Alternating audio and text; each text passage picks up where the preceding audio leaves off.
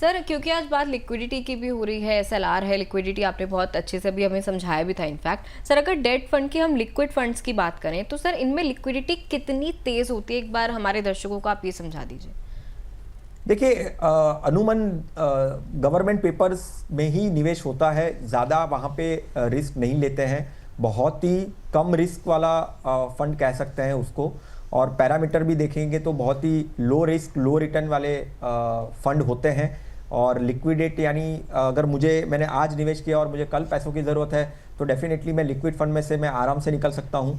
तो लिक्विडिटी के point of view से एक ओवरनाइट फंड और लिक्विड फंड वो काफ़ी लिक्विडिटी प्रदान करते हैं अपने निवेशकों को।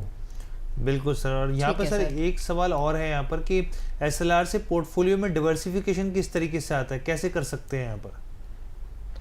देखिए, आप एसएलआर के पॉइंट ऑफ व्यू से जब सोचते हैं तो आप बेस में तो आप डेफिनेटली आपका डाइवर्सिफिकेशन और एसेट एलोकेशन को ही सोचना चाहिए, क्योंकि जितना आप डाइवर्सिफिकेशन करोगे उतनी आपकी सिक्योरिटी मजबूत बनेगी। जितना आप डाइवर्सिफिकेशन करोगे उतना आपका जो रिस्क और रिटर्न वाला मामला है वो भी काफ़ी अच्छे से बैलेंस होगा।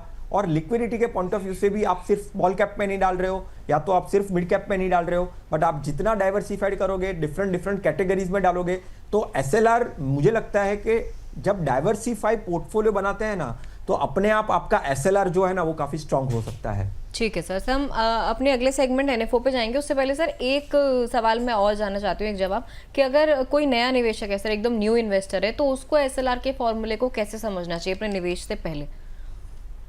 देखिए, अब वैसे देखने जाए तो मैं ऐसा कहता हूँ दिव्या कि जितना निवेशक परिपक्व होगा यानी जितना टाइम स्पेंड करेगा तब उनको ये सब चीज़ ज़्यादा समझ में आएगी। शुरू में समझने के लिए आप पहले निवेश पर फोकस करिए, आप निवेश का एक्शन लीजिए। राइट, बहुत बार क्या होता है, मुझे निवेश करना है, मुझे क्या समझना चाहिए, मुझे निवेश करना है, मुझे क्या करना चाहिए, वो सब चीज़ में गाड़ी बहुत बार अटक जाती है दिव्या। ये मेरा प्रैक्टिकल मेरा ऑब्जर्वेशन है। डेफिनेटली आप कंसिस्टेंसी रखिए, आप पेशेंस रखिए, ये सब चीज़ बहुत ही इंपॉर्टेंट है। एसएलआर एक ऐसा फॉर्मूला है या ऐसी बात है, ऐसी फंडामेंटल बात है, जैसे जैसे आप ज़्यादा टाइम स्पेंड करेंगे आपको ऑटोमेटिकली वो समझने को आ जाएगा। आप ज़्यादा टाइम स्पेंड करेंगे तो आपको समझ में आएगा कि भाई वो फंड मैनेजर कैसा है। आप ज़्यादा टाइम स्पेंड करेंगे तो वो फंड हाउस कितना अच्छा है। आप ज़्यादा टाइम स्पेंड करेंगे तो कितना अच्छे से वो लिक्विडिटी देता है। ज़्यादा टाइम स्पेंड करेंगे तो कितने अच्छे से रिटर्न्स देता है। तो आप ज़्यादा टाइम स्पेंड करेंगे, आप एक गोल ड्रिवन इन्वेस्टमेंट करेंगे तो आप ये जो एसएलआर का फॉर्मूला है वो अच्छे से फिट कर पाएंगे आपके पोर्टफोलियो में। ठीक है सर, मतलब वो जो एक एडवर्टीजमेंट स्लोगन है कि पहले इस्तेमाल करें फिर विश्वास करें, वही वाली स्थिति है किसी भी निवेशक के लिए। पहले निवेश शुरू तो करें, उसके बाद आपको धीरे धीरे सब कुछ समझ आना शुरू हो जाएगा। और एक टैगलाइन है, आपने एक टैगलाइन की, मैं भी एक टैगलाइन कहता हूँ। हाँ मेलोडी की एक टैगलाइन है, हाँ जी, खुद जान जाओ। खाओ और खुद जानो जी, बिल्कुल सही बात है सर।